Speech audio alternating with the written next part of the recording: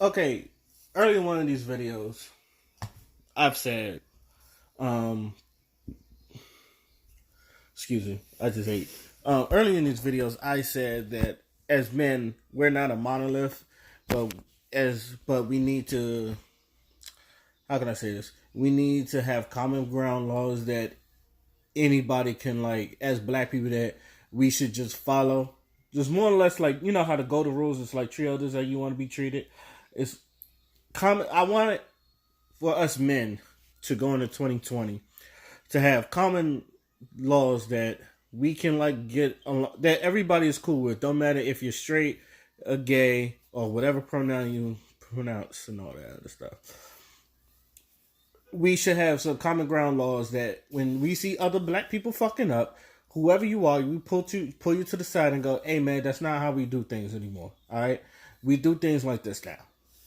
Now, with that saying, I was thinking to myself, if I'm going to do this, I need to come up with some common ground rules myself that I should bring to the coalition, which is whoever watches this video and agrees with me. So, let me take off my glasses. See it glare.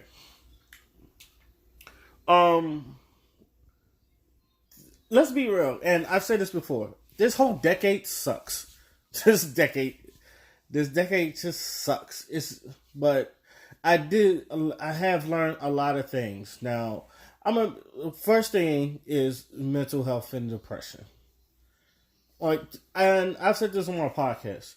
I was one of those people that, when I saw another person who was depressed, it was like, what are you depressed for? And sometimes they don't know. And it's like, are you really depressed? Now, it's not that I don't believe people. It's just that I know some people. I've seen people ride on waves like this depression wave.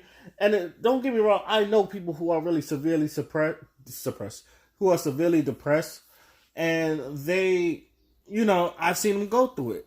I in the Navy, I knew a girl, and I call her Sunshine. I don't even remember her real name, but if she ever sees me, I know her Sunshine. When she was in the Navy, she just stopped coming to work. She almost went AWOL if they didn't came and got her, and I was really worried. She one day she came back and she was in my duty section, and me and her we talked all the time before she disappeared. So I think she knew it was coming, but I was like, look, I'll holler at you later. We're gonna come here, we're gonna chill, we chat. And I came to her not really berating or barging her, but as a friend, I was like, yo, Sunshine, you gotta tell me what's happened. And she basically said, I just didn't want to go to work. I stayed in my room. I looked crazy. And she was like, I just didn't feel like going. I didn't feel like going at all. And I sat there and I was like, nobody ever come to get you? She was like, nah, no one ever came and get me and all that other stuff. And no one really visits me. So she was just sitting in her house or PPV. She lived in the PPV just the same way I did, but she lived in the apartments all by herself. If I'd have knew that, now the thing is, I never knew where she personally lived because why? But I did consider her a good friend, and every time we was in duty session, we talked, and as long as I knew her, we talked, we chilled, and we hung out. We kept each other good company, just platonic friends. Now, if I'd have known that she was going through that, and this is just me, I'm very persistent. I'd have gone to her wherever she lived, and we just had that conversation there where she was trying to go to work because I was really concerned about her, and I was like, yo, none of y'all seen Sunshine? It's like, nah, I haven't seen her. I was just, and I was concerned. Pretty girl, by the way. That's just me. So one of my common ground, I don't want to say a common ground law, but I feel like this is something that, black people, we need to install therapy for, people with anxiety and depression. Now, going in this, I know I'm not going to help everybody. Now, because the way I grew up, like I used to tell people, when there was a problem in my house, it was handled. When there was a problem, it was handled. We settled it, and it was done. So me growing up like that, anytime I see someone with a problem, I want to handle it and I want to get it done. And that's the thing about depression. Sometimes I don't know what triggers it. They don't know what triggers it. And I don't feel helpless, but it's like, how can I help you if I don't know what's wrong with you? And some people, they don't even know what's wrong with us sometimes. And I was like, all right, you need to now, I feel like you should get professional help like therapy, but sometimes I feel like there are times where I just want, I just want you to know who you are. So I wanted to instill this. I said, know yourself before you walk out into this world. Know who you are. And that's like a common ground. It's just the same thing as treat others. Because my first rule is just like the regular golden rule. Treat others how you want to be treated. If you want to treat somebody with respect, you got to give them respect too. And if they don't get, and I'm the type of person, and some people don't give you respect, fuck them. Don't bother them. But unless they want to take it there. But I, that's one of the things. That's one golden rule I feel like we should have as a black community. Treat others how you want to be treated. Second golden rule, know yourself, because self-love is important. I know a lot of people, when they look at this, it's just like, oh wow, these are basic rules. These are basic. Yes, they are basic, but people don't do these things. As basic as they are, people don't do these things. You'd be surprised how a lot of people walk around and they don't love themselves, especially in the black community. Like, they don't love themselves, and I've always said this: when they don't give a fuck about themselves, what makes you think they're gonna give a fuck about you? It's like a lot, and it's, you've seen it all the time. People get hurt, and then hurt people, and then we're just in this cycle of just hurting people, and no one knows how to fucking fix it. So, know yourself, self love. That's two, three, and to me, probably because I grew up with sisters. All right, I have brothers too, but sisters. We need to have. We need to. I don't know how I'm gonna say this. Okay, we need to get to a point where black women are safe around us all the time, and I feel like that's going to be one of the most important things, other than self love and depression. I feel like a lot of these are really important, but this is definitely top two.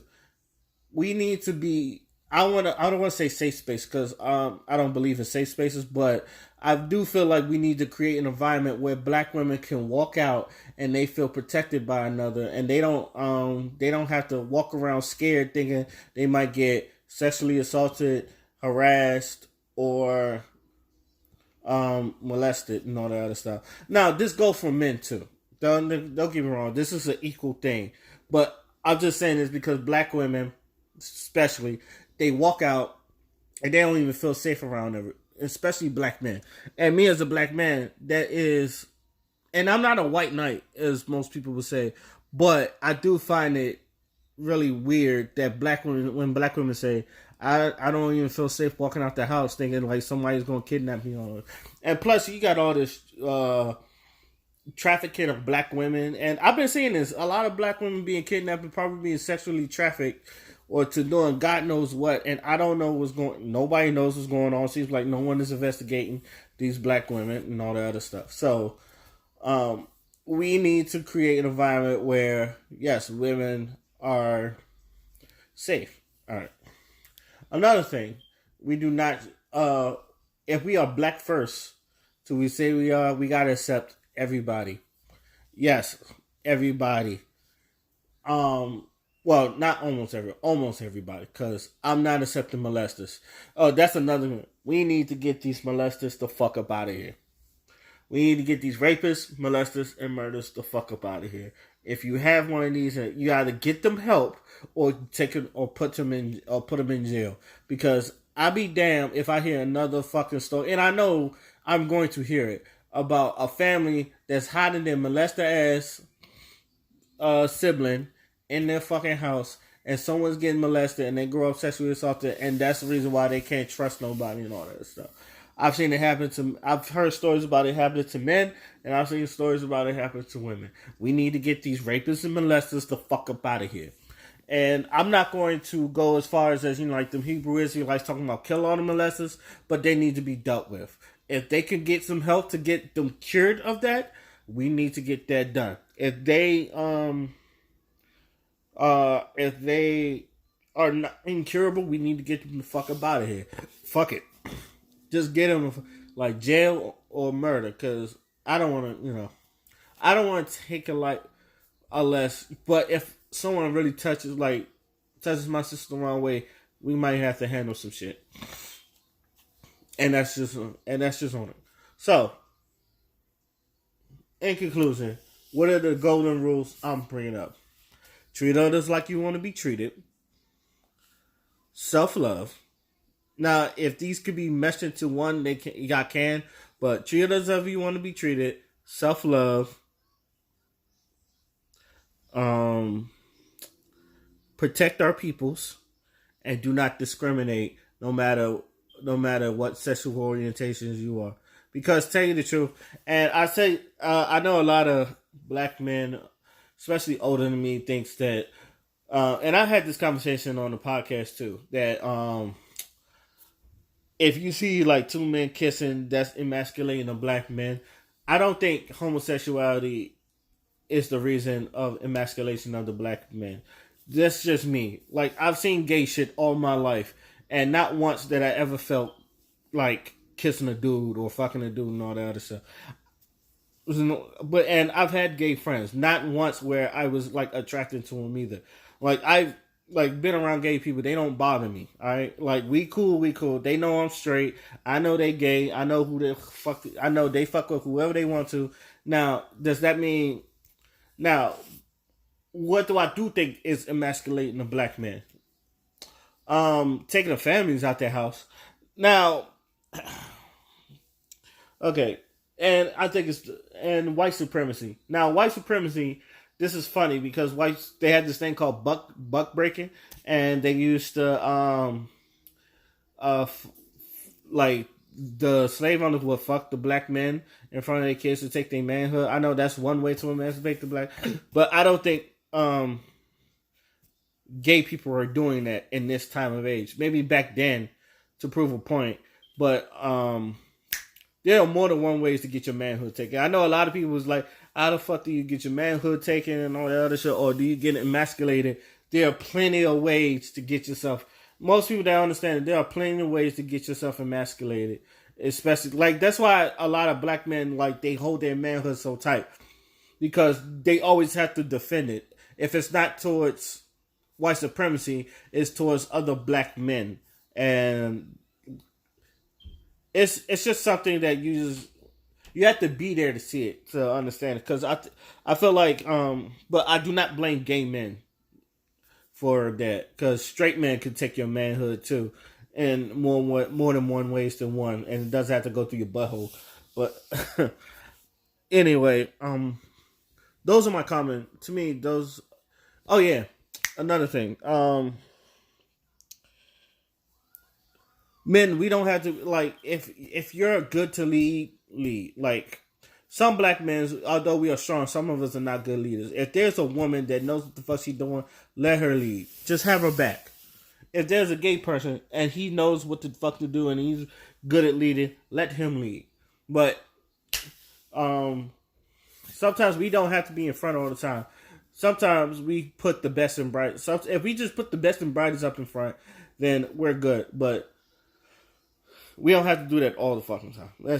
But that's, like I said, that's just me, and those are my thoughts in the common ground.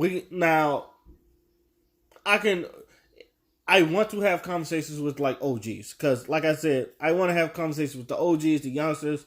Like, to get to a certain point where we can all come to a rule about these common ground laws. Because I want to go into 2020 brand new, new year, new me shit. I want to go into 2020 with a fresh start and a new look on life. Support black businesses, as we've been saying. Like, we've been saying this shit forever. I want us to put this into action. Like, leave the jealousy shit alone. Like support one another and love one another, mostly. So that's just all what I'm getting at. Till then, my name's Oskino Fly, and I'm out. Peace.